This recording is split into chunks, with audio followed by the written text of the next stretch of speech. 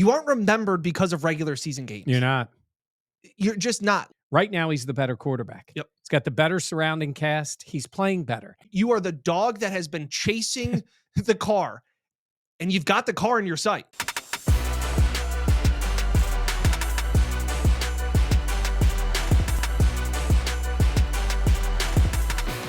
This is the Buffalo Plus Podcast, brought to you by Connors and Ferris. Hey, everybody. Welcome back to the Buffalo Plus YouTube channel and podcast presented by Connors and Ferris. I'm Mike Catalano, along with Dan Fates. Please make sure to like, comment, and subscribe. Jenna, we'll say Veterans Day off. Yes. For her. I was last week. Yes. You were the week before. So we've all taken our little bit of time because we got to get ready. We got to get ready for the game. It's even beyond it's always the game of the year now. It's the playoffs because it's the game.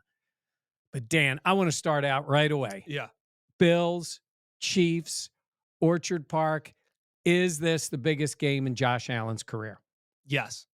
And this is the game I think for the last 4 years the Bills have talked about. Yeah. It's been the talk of we got to get Kansas City at home.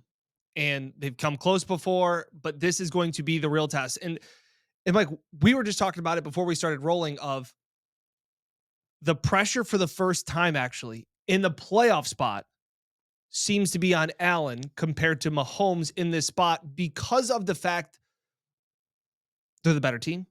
They have the better roster. They're at home. All of these things. It is sometimes sports talky to be like, is this the biggest game? Who's all these pressures? But this kind of is. And we're going to talk about Sean McDermott and the pressure on him in a little bit, but we really wanted to focus on Josh. And you're right. I think right now, not based on history, not based on accomplishments, right now he's the better quarterback. Yep. He's got the better surrounding cast. He's playing better. He is Josh Allen. And you have him at home. Mahomes has played once in Orchard Park. I was at the game. There was about, 50 of us at the game because there was no fans allowed. It was one of the strangest experiences. He's going to experience something this week. Yeah. He's never played in a road playoff game before. Now, he's played road games before. It's a road playoff game in Orchard Park. So it's going to be different for him. But for Allen, you're right. They've gone there.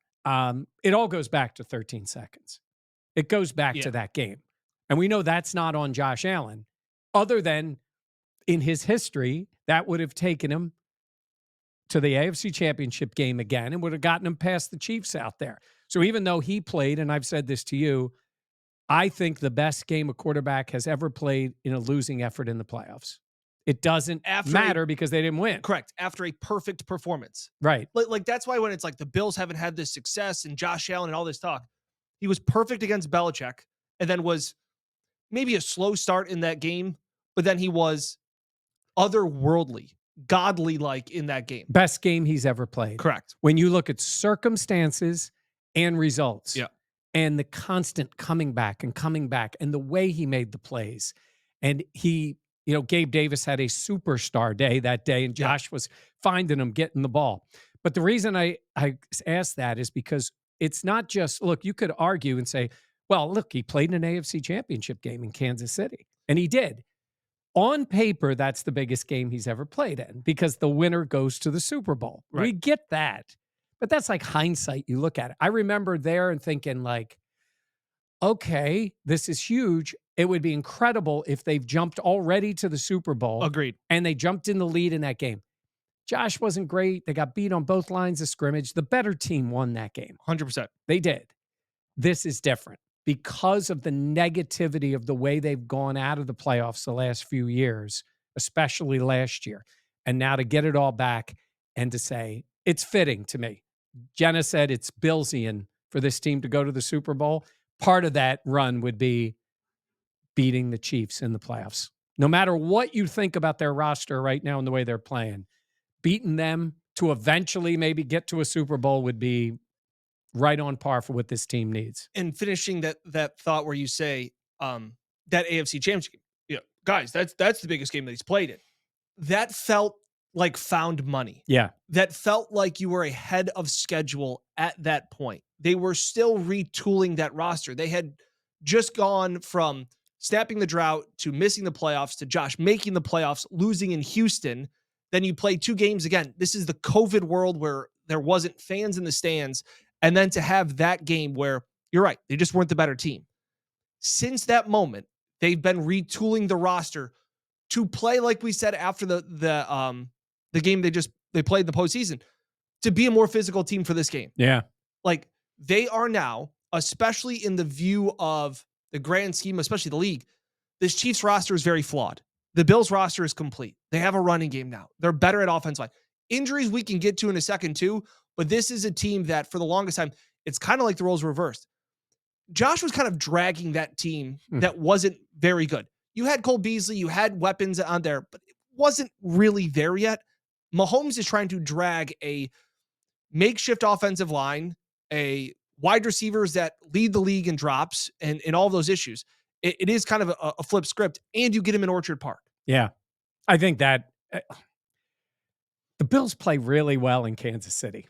Not that they couldn't win there. And I'll tell you this right up front. If this game was in Kansas City, I'd still be picking the Bills to win it, though.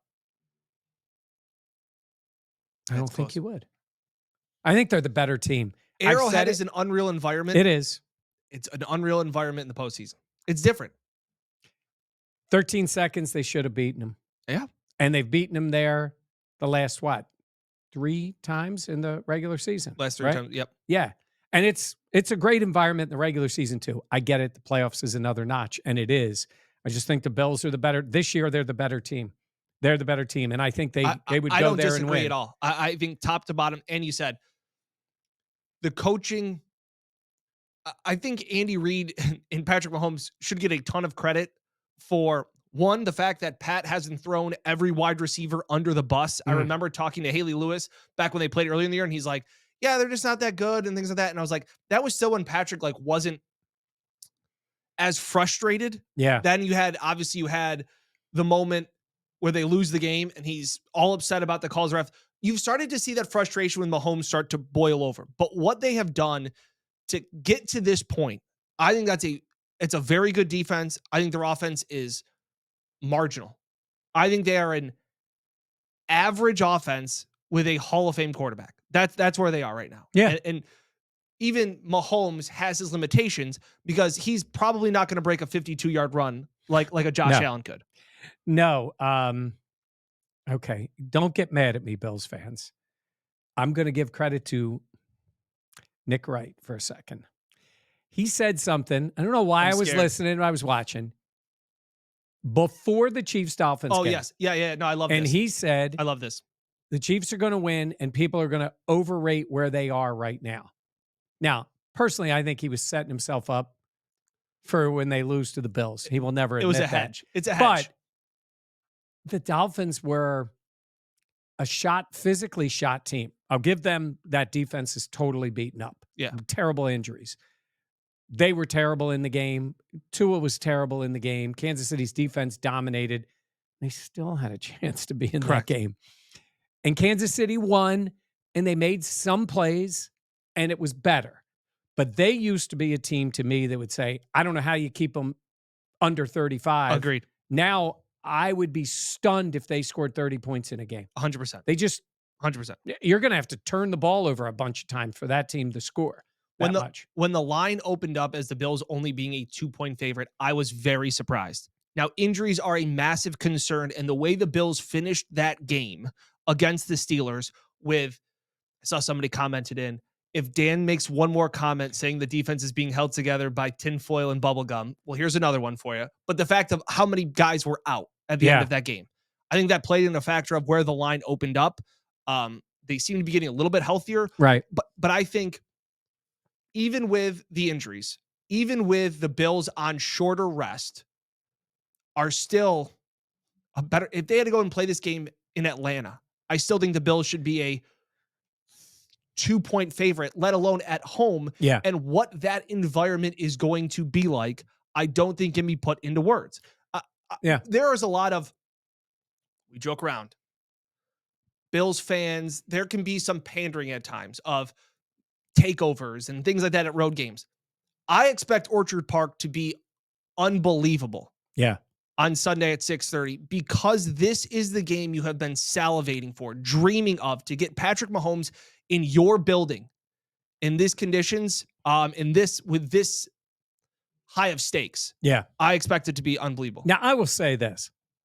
I think the reason Mahomes could struggle in this game is because he doesn't have as good a team 100%. and the Bills defense is really good. Mm-hmm. If he was bringing to town the team that had Tyreek, a pre-Taylor Swift Kelsey, and that full offensive line, Pre-Taylor Swift. yeah, I might think, okay, I don't care if it's home or away. Yeah. Like, try to slow them down. I mean, they were unstoppable For years. And even when they'd fall behind in playoff games, like they would just light somebody up. Yeah. They can't do that anymore. Was it now, the Tennessee game where they were down 21? Yeah, it was like crazy. They had games. multiple. Houston, they were down in a playoff Houston, game. Yeah. Heck, they weren't down to Jacksonville last year, were they? I don't think they were down, but the game was close. Yeah. But in this case, they just don't have that. Now, believe me, it's still Patrick Mahomes. Andy Reid, still a brilliant play caller. Wait till that mustache gets filled up this week. No, and hard pass. And Kelsey, still Kelsey, even though he's not what he was, he still has the ability. So believe me, don't think I'm sitting here looking at this saying that team can't come to Orchard Park and win. Of course they can.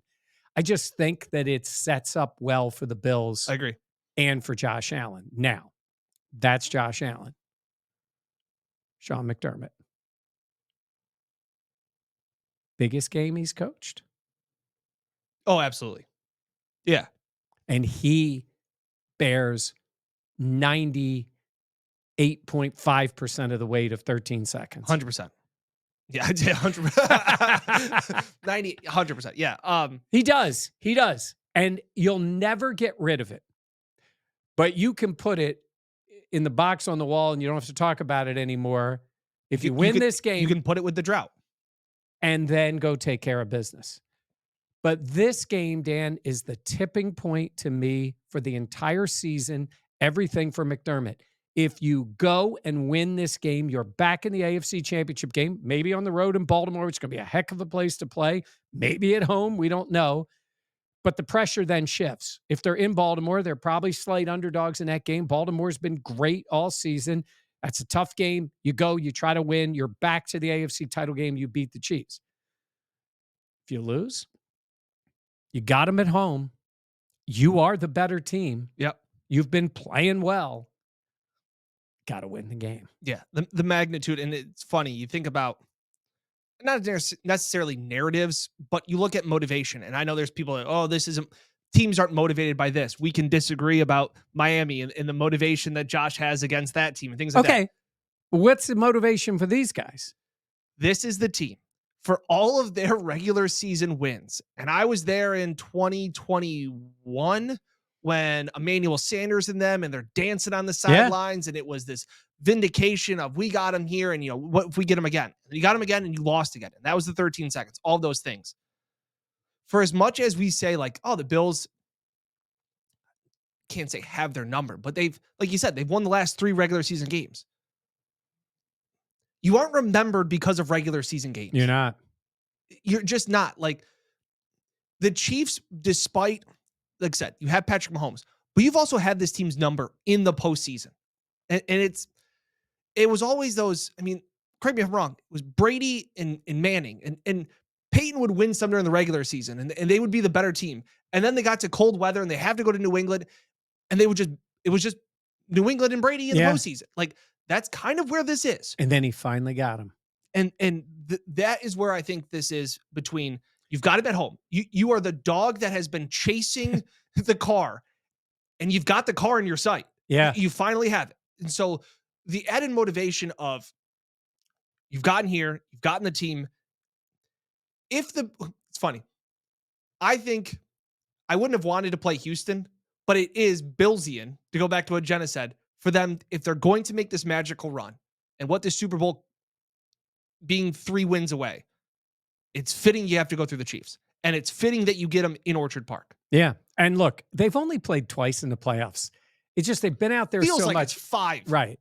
They've played them all these times. So like I said, the game the game in Orchard Park that is most people forget about that game ever being It played. was awful. It was a boring game. They actually ran it The on the ball. Bills. It was Yeah. on a Monday at 5:00. It was Is a that weird time. Monday or Tuesday? I think. I would think that was Monday. I know Tuesday was Tennessee. Tennessee. I think that was Monday at 5:00. But anyhow, so you had that game, the AFC Championship game again. But then the rest of them, they've been great regular season games. The Bills won all three of them there. And then the other game was 13 seconds. So you'll remember for those two playoff games. One sent the Chiefs to the Super Bowl. Yep. And the other one was their incredible comeback, to make the plays, get it to overtime. And then Kelsey got the touchdown. So if the Bills can find a way and win the game, now all of a sudden, in terms of the rivalry, it's they still have the Super Bowls. I get that. You got to go there and win that. But now all of a sudden it's, well, now you've beaten them in the regular season a bunch of times. And now it's only 2-1 in the playoffs. Yep. Now you keep winning and go get your Super Bowl. Agreed. And then all of a sudden the Mahomes-Allen conversation at least is a real rivalry, because it's not a rivalry until you beat them. No. And I think that's the added motivation of, I think we talk about the dog chasing the car, things that I think you can smell. If you're the Bills, you can smell a little blood in the water. Yeah. We said it when the Bills, after the loss to the Eagles. Yeah. They can go into Kansas City and win.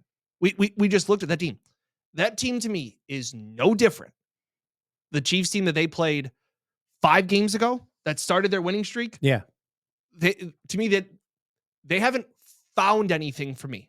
Their defense is actually, if you look at DVOA, which get into all that, has dropped off a little bit. They're still pretty good. They're still a damn good defense. And to see what they did, and it's so tough to those conditions and so cold that Mahomes' helmet breaks. I mean, the resiliency, I give the Chiefs credit in that environment and those cold of conditions. But again, I don't think the Dolphins wanted to be there. We kind of said that when we left Miami, that was a dead team to begin with.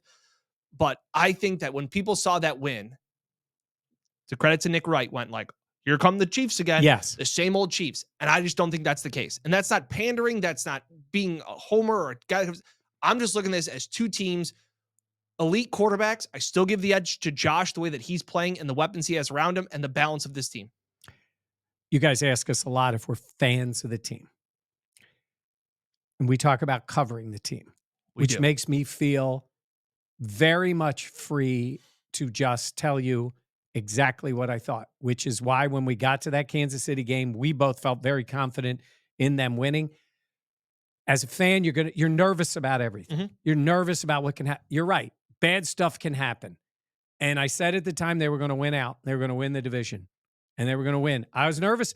I got to tell you, this will sound funny to you. I was more nervous about Pittsburgh than I am about this game. I'm not for the Bills. I'm very confident in them. The reason I was nervous about Pittsburgh is you could not lose that game. You can't. You are considerably the better team. I was really worried about the weather impacting the game. Yep. I was really worried about it getting uglied up, and then all of a sudden you're in trouble. Instead, they played efficiently, played well. If it wasn't for the injuries, I think that game would have been a real blowout, and they won. So take the breath. I feel very confident in this game for the Bills.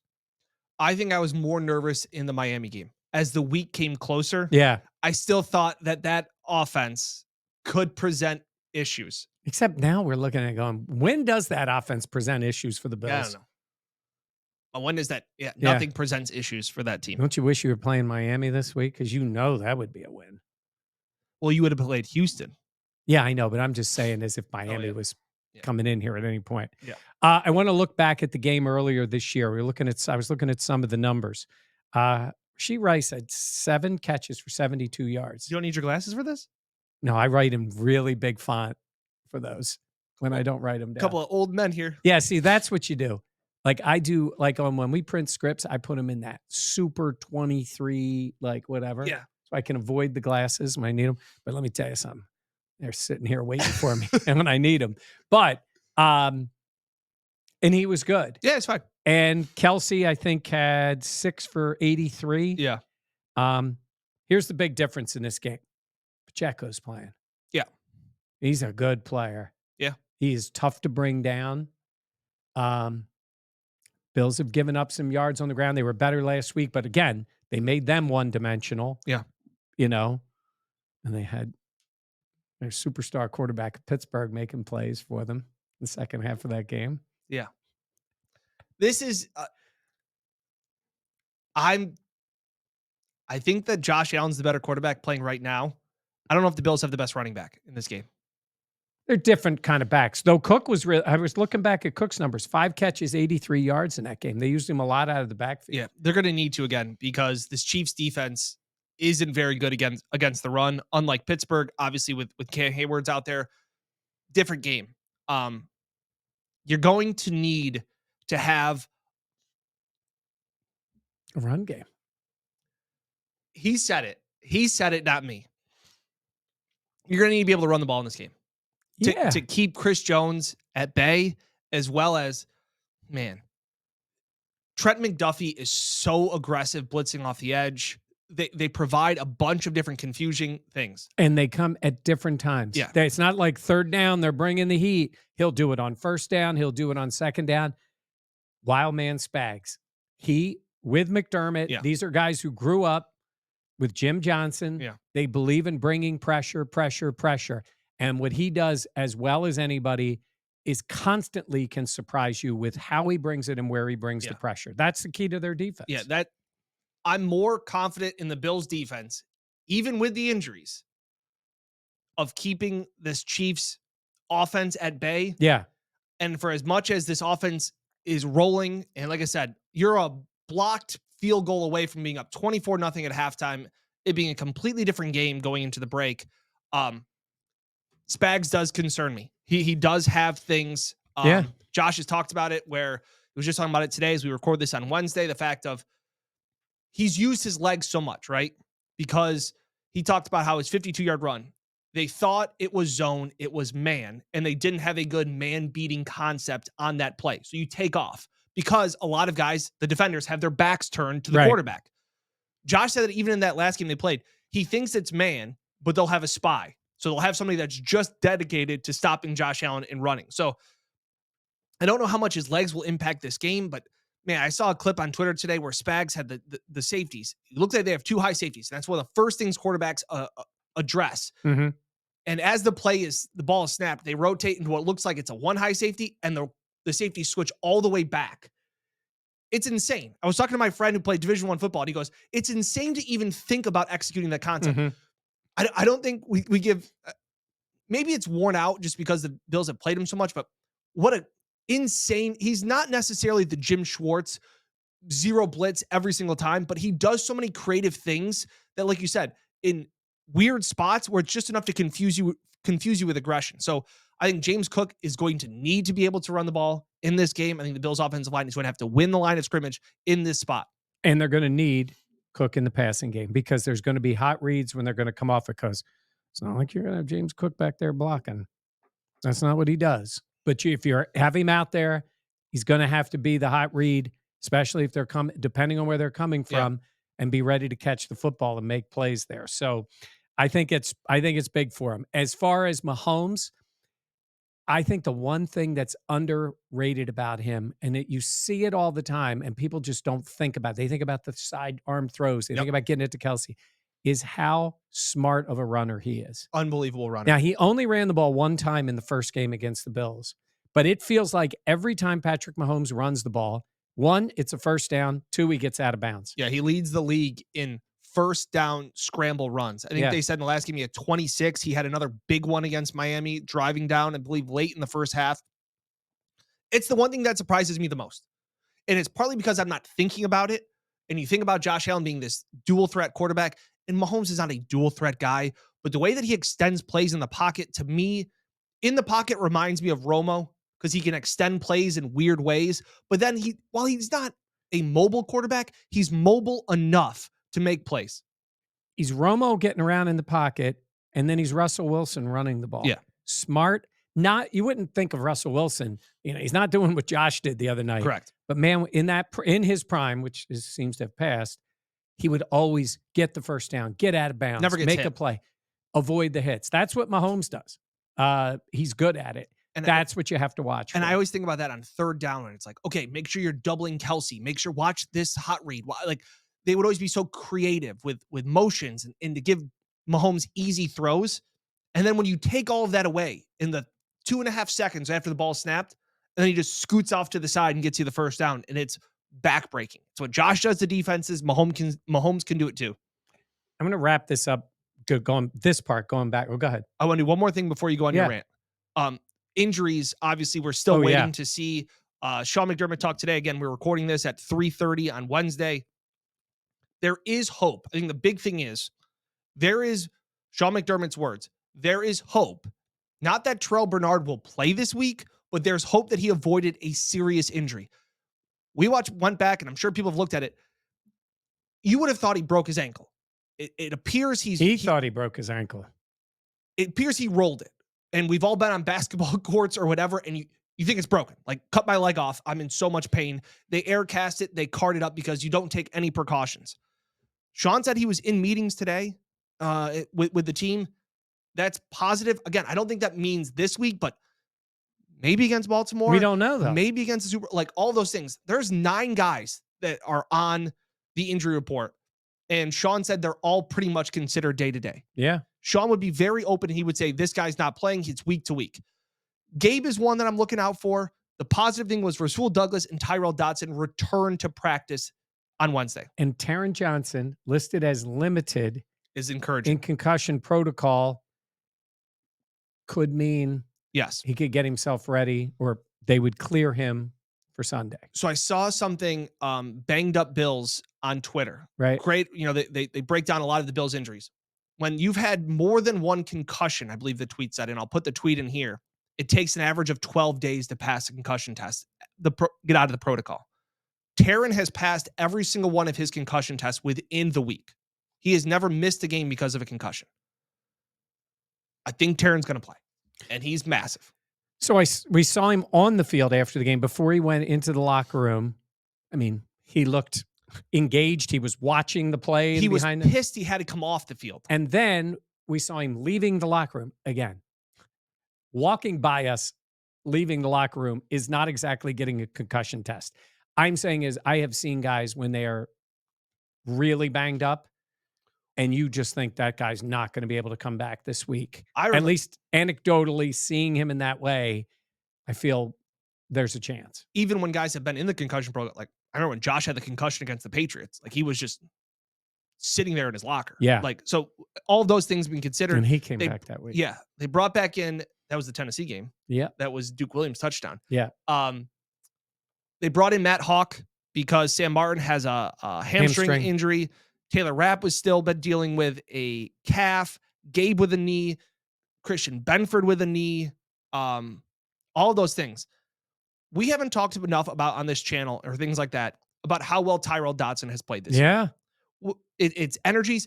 And again, he was kind of in the doghouse through training camp because of how much fighting he was kind of doing with players. Like Sean's like, I love the energy. Teammates, I love the energy, but like you got to play. And PFF and some of those grades, he's played extremely well. He's a really good against the run. We've talked about AJ Klein earlier on this channel about his game that he had, but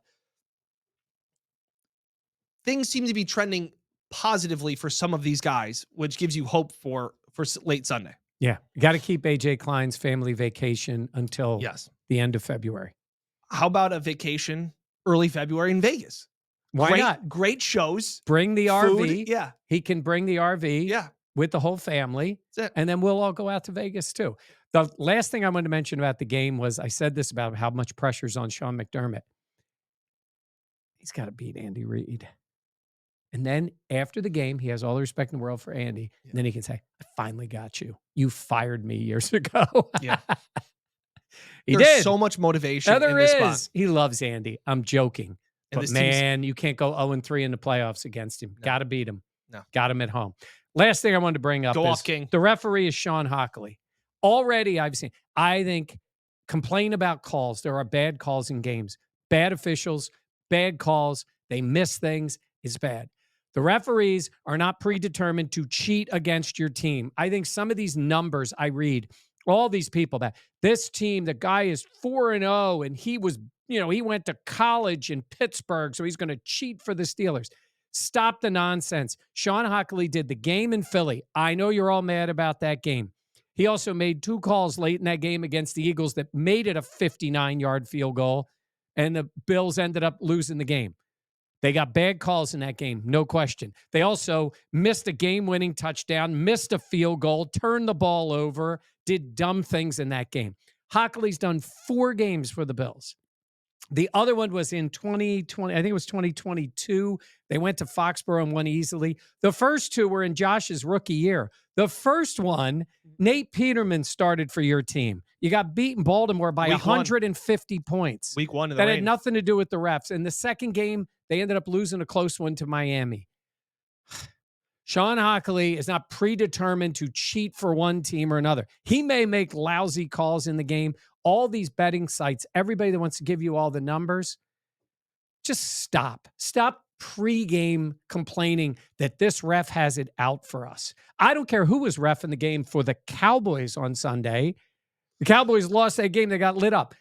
The Eagles should have had all these cheating refs for them over the last 7 weeks because they've been horrendous. You know why they lost? Because they've been horrendous, not because of the refs.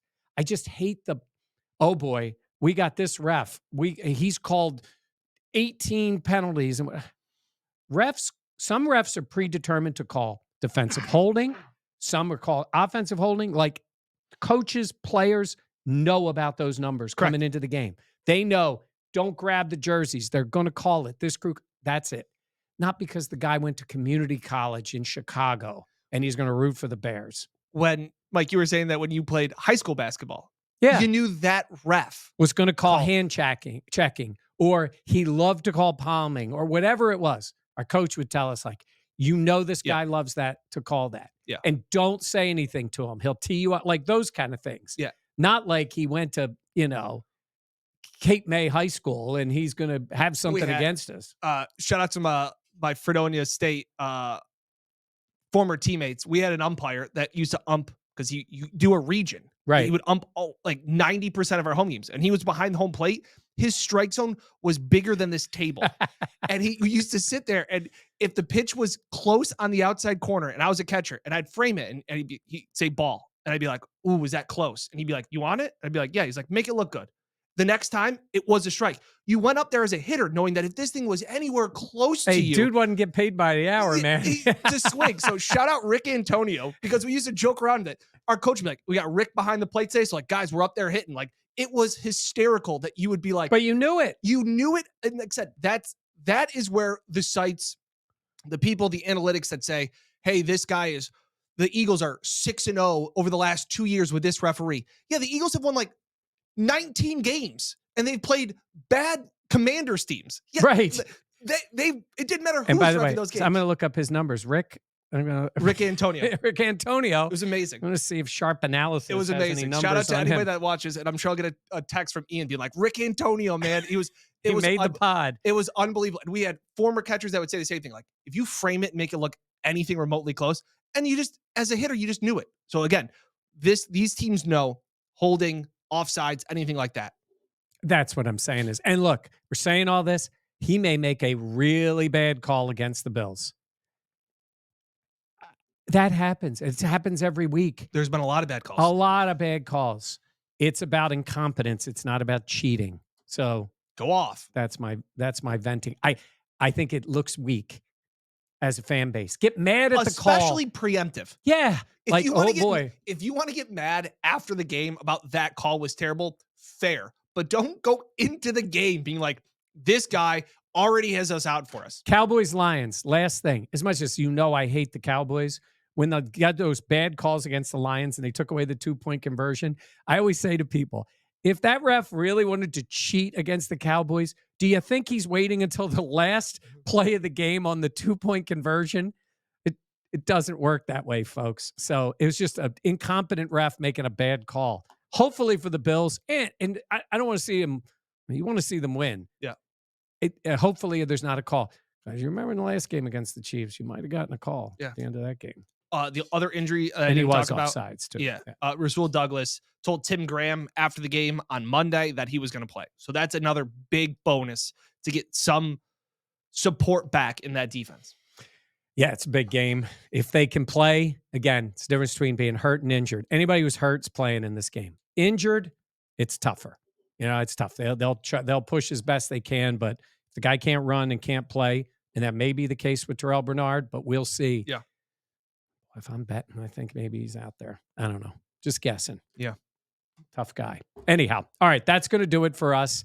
Thanks for watching. Please make sure to like, comment, and subscribe. Jenna will be back. She got a rest. She needed a rest. We gave her the rest. Carrying around that big old rock on her finger tired her out. I think that's what it was. That's it. That's going to do it. For Dan Fates, I'm Mike Catalana. Thanks for watching the Buffalo Plus podcast presented by Connors and Ferris, and we will see you next time.